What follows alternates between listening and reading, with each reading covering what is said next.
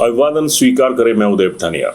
आज जमीन की बात होगी और ये जरूरी है कि आप इस एपिसोड के हमारे साथ अंत तक जुड़े रहें, क्योंकि अब जिंदगी का अंत होता हुआ नजर आ रहा है और वो अंत है उस व्यवस्था का जो हमारे लिए तैनात है। खैर, मुद्दे की बात यह है कि इन दिनों हिमाचल पूरा कराह रहा है। अगर मैं अखबारी भाषा में बात करूं तो, और अगर सामान्य भाषा में बात करूं तो हिमाचल इस वक्त दहाड़े मार मार कर चीख रहा है, लेकिन सुनवाई करने वाला कोई नहीं है। असल बात यह है कि जब भी कोई बड़ी बात होती है या कुछ अहम प्रोजेक्ट आ जाते हैं हिमाचल में, तो सरकारें अक्सर एक जिक्र करती हैं कि लैंड बैंक।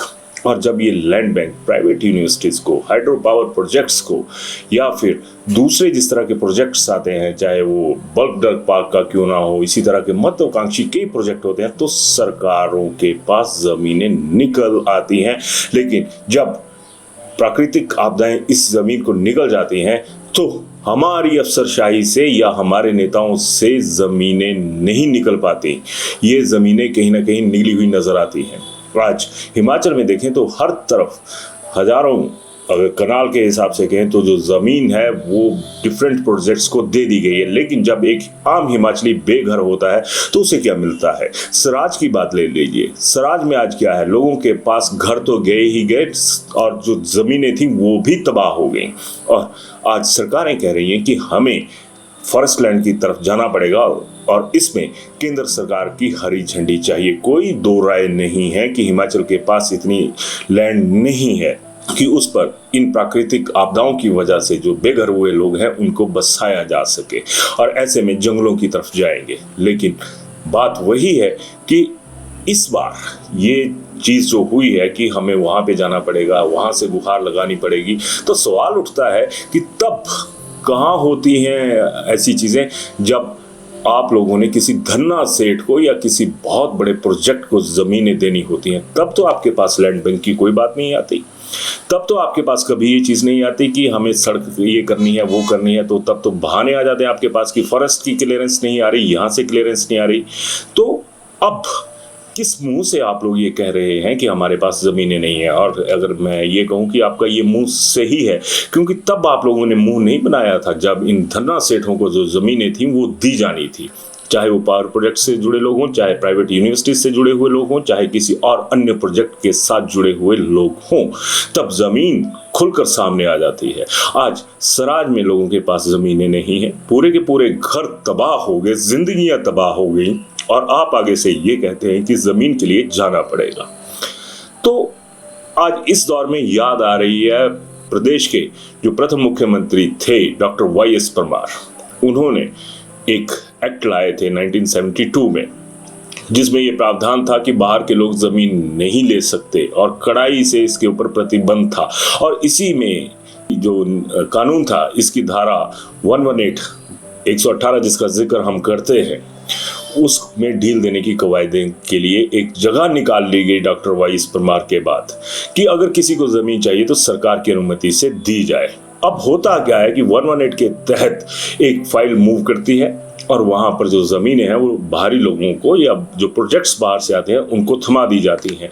बाहरी लोगों के लिए तो आपके पास सब कुछ हो जाता है। आज जब अपने लोग जमीन तो छोड़िए पाताल में धंस गए, तब भी जमीन नहीं है हम लोगों के पास।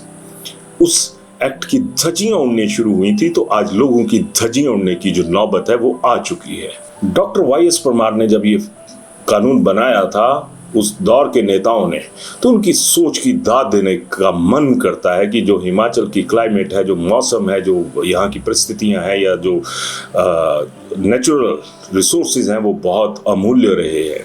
और इन्हीं को बचाने के लिए उन्होंने ये कवायद शुरू करी थी। शायद उन्हें ये अंदाजा था या ये आभास हमारे नेताओं को था कि आने वाले वक्त में ये जो खजाना हम बचा रहे हैं इसका बचा कर रखना जरूरी है। लेकिन केंद्र सरकार, आपसे भी एक सवाल रहेगा कि जब हिमाचल के खाते से इतनी सारी फ्रेश एयर कन्वे होती है, बाकी चीज़ें होती हैं, जो एक स्वस्थ वातावरण, वायुमंडल आपको देता है, हिमाचल देता है, आप इसके बदले में हिमाचल को क्या देते हैं?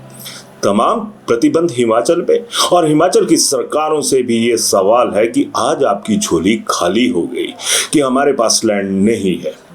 तो हक की लड़ाई असल में ये है जो लोगों के लिए लड़नी पड़ेगी।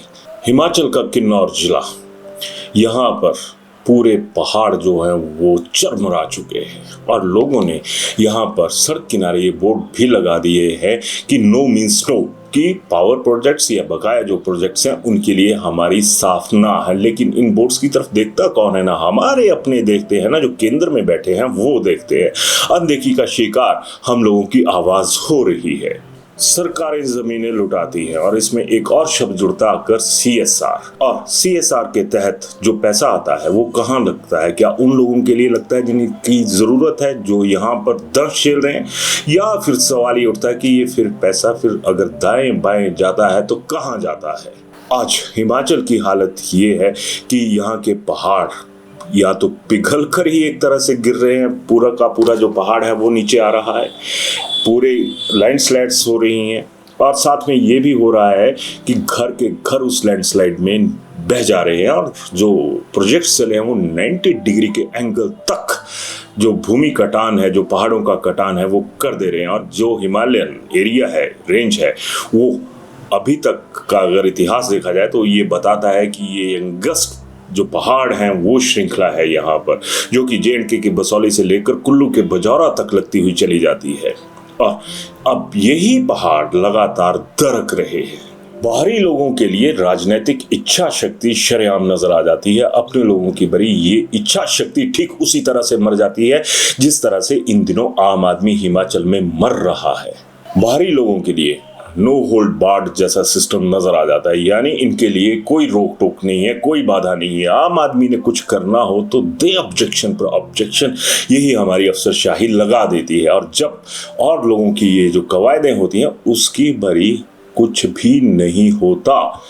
जिस तरह से आम कोई भी सिस्टम होता है उसकी एक बेरिंग कैपेसिटी होती है कि वो कितना बोझ उठा सकता है। और हिमाचल के जितने भी तमाम नेता हैं उनसे एक सवाल है, और जो अफसरशाही है ना, जो इनके रथ के आगे सारथी की भूमिका में बैठती है, उनसे भी सवाल है कि आप ये जो व्यवस्था का रथ है इसे किस दिशा में लेकर जा रहे हो? क्योंकि इस सवाल की भी एक बहुत बड़ी वजह है। एक दौर था जहां पर आजकल तबाही का दौर चला हुआ है, वहां की बात कर लें, धर्मशाला में बादल फटा, कुल्लू में पिछले दिनों हालत खराब हुई, अब मंडी साथ लगते जिले में हालत खराब हो रही है। इन शहरों को जब बसाया गया था तो अब इनकी जो लोड को उठाने की कैपेसिटी थी वो कितनी थी? शायद 2-4 हजार, 5 हजार, 10 हजार से ऊपर नहीं होगी उस दौर में भी।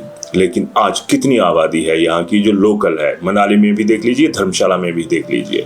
और यहाँ पर सबसे बड़ी बात यह है कि यहाँ पर जो टूरिस्ट आता है उनकी वजह से आबादी कितनी बढ़ जाती है। तो आपको दोहन के लिए तो सारी चीजें चाहिए, और इस दोहन के तरीके में अगर लोगों की बलि हो जाती है तो किसी को कोई परवाह नजर नहीं आती। पुराने जमाने में जो व्यवस्थाएं थी वो इकोलॉजिकल सिस्टम के लिहाज से तय की गई थी, और उसमें बहुत सारी चीज़ें ऐसी उसी दौर की जो रिसर्च स्टडी थी उसमें भी सामने आई हैं। और इसी मुद्दे पर अगर मैं एक बात कहूँ कि सामान्य भाषा में ही बात करूँ कि अगर हमारा वजन बढ़ता है या कुछ और होता है तो हमारे कपड़े जो हैं वो फटने शुरू हो जाते हैं, या फिर उनको जो तुरपाई होती है उसकी ज़रूरत पड़ जाती है। लेकिन पहाड़ों को तो छील कर रख दिया गया। और अब बात करते हैं दुख सहेजने की। ये दुख दिया किसने, किन लोगों ने दिया? लोगों ने अपनी मर्जी कर ली। तमाम जितने भी प्रोजेक्ट्स बने उसमें लोगों को कितना फायदा हुआ, आम आदमी को कितना फायदा हुआ। और इसी के मुकाबले में जो दूसरे लोग हैं जो इस व्यवस्था को चलाते हैं, जो इसके सारथी हैं और जो इसी रथ की भूमिका में अफसरशाही है, वो क्या कर रही है? और जो पीछे कृष्ण के रोल में बड़े नेताजी हैं, उनके पीछे जो धनुर्धर अर्जुन के रूप में खड़े रहते हैं, उनका विजन कहां पर है? सवाल आप लोगों के सामने है। मैं इतिहास की बात कर रहा था, बहुत पहले अंग्रेजों के ज़माने की बात है, क्योंकि अंग्रेज़ों के ज़माने में जो था ना वो बहुत पुख्ता था। हमारे जो मौजूदा दौर के हुक्मरान हैं अंग्रेज़ों की तरह, उनकी सोच शायद अंग्रेज़ों की तरह उजली नहीं है। कहता हुआ बुरा लगूंगा लेकिन ये हकीकत है। आपको याद होगा कि एक किताब जिसका नाम Himalayan district of Lahaul Spiti and Kullu, ये तत्कालीन एक कमिश्नर साहब थे, अंग्रेज थे, AFP हार्डकोट, और इन्होंने ये किताब लिखी थी। इस किताब में उन्होंने मनाली का जिक्र करते हुए, कुल्लू का जिक्र करते हुए लिखा था कि यहाँ की जो भौगोलिक हालात है या जो भौगोलिक परिस्थितियाँ हैं उसमें नदियों का और पहाड़ों का परफेक्ट तालमेल है। यानी जो उस दौर में सहेज के रखा गया था पर्यावरण को, प्रकृति को, उसके लिहाज से बहुत मजबूत है। लेकिन अंग्रेज गए, अंग्रेजों के साथ उनकी सोच भी चली गई। आज कुल्लू में क्या हालात हैं, मनाली में क्या हालात हैं, वहाँ की भी अगर मैं उन चीज़ों को जिक्र करूँ कि वहाँ पर आजकल जो पब्लिक का लोड है वो कितना है और कितना सुविधाओं का विस्तार हुआ। आप लोगों ने पेड़ों के पेड़ काट दिए, पहाड़ों के पहाड़ काट दिए, और सिर्फ किस लिए? सड़कें बनाने के लिए। सड़कों के बाबत तो जहां तक मेरे को याद है कि एक बार माननीय उच्चतम न्यायालय की भी शायद एक जजमेंट आई थी कि जिंदगी जरूरी है ना कि स्पीड। लेकिन हम लोगों के लिए जिंदगी अहम नहीं रही, हम लोगों के लिए स्पीड अहम हो गई कि जल्द से जल्द जिस टारगेट को हिट किया जा सके उसको हिट कर दिया जाए। यानी आपने प्राकृतिक जो अवस्थाएं हैं उनका दोहन करके अपने लोगों को कंगाल करके रख दिया। पहाड़ों की बात चली हुई है कि पहाड़ों में ऐसा हो गया, और उसकी वजह से जब पहाड़ दरकने शुरू हुए, जो पहाड़ों पर ओवरलोड हमने सिस्टम को कर दिया था या आबादी को कर दिया था, अब वो पहाड़ों ने अपना बोझ अपने सिर से उतारने शुरू कर दिया है और लोग पहाड़ से नीचे दरक रहे हैं, पाताल में जा रहे हैं। लेकिन सोचता कोई नहीं कि ये क्यों हो रहा है। जमीन जहां तक अप्रोचेबल रोड बनानी थी वहां तक अप्रोचेबल रोड्स बना दी गई, और अब तो दोहन जिसको कह सकते हैं कि रेवेन्यू जरूरी है, लाइफ जरूरी नहीं है, उसके लिहाज से देखा जाए तो रेवेन्यू जुटाने के लिए अगर धर्मशाला की बात करूं तो त्रियुण तक जो थी वो साइट्स बना दी गई कि जी यहाँ पर पर्यटक आएगा, पैसे आएंगे, यहाँ पर तो पैदल चलने के पैसे लग रहे हैं। हरिपुर धार में भी यही सुनने में आ रहा है। कुल्लू में बिजली महादेव, उनकी तरफ भी ऐसा ही सुनने में आ रहा है कि वहां पर सारे जो दूसरे रोपवे हैं वो लगेंगे और जंगलों का कटाव। और इस मामूली से तथ्य को भी हमारे लायक ऑफिसर्स जो हैं और जो महालायक हमारी जमात है हुक्मरानों की, वो ये भी बोल जाती है, जिसमें उन्हें शायद पहली कक्षा से ही पढ़ाया गया होगा कि जो पेड़ों की जड़ें हैं वो जमीन को पकड़ बनाकर रखती हैं, जमीन को खिसकने नहीं देती।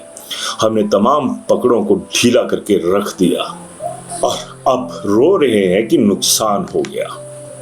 तो बात वही आ गई कि रथ पर सवार हो, सारथी आपके साथ हैं, धनुर्धर आपके साथ हैं, भगवान की भूमिका में आप हो, फिर आम आदमी को आप लोग क्या दे रहे हैं।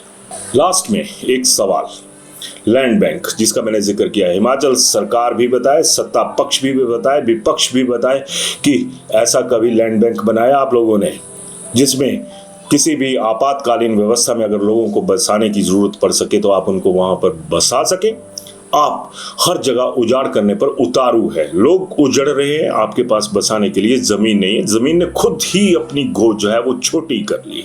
और जो हमारे हुक्मरान हैं उनके दिल तो वैसे ही कितने बड़े हैं कितने छोटे हैं ये आप तय कीजिएगा।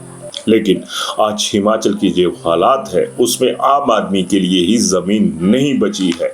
हम उठ खड़े होते हैं कि मदद करेंगे, ठीक है, मदद जरूरी है, करनी चाहिए और आप लोग कर भी रहे हैं, इसके लिए आप बधाई के पात्र भी हैं और आपको साधुवाद देने का भी दिल से दिल करता है कि भैया आपको जो मुबारक है, मुबारक तो नहीं कहना चाहिए कि आपको साधुवाद देना चाहिए। लेकिन सरकारों को क्या दें?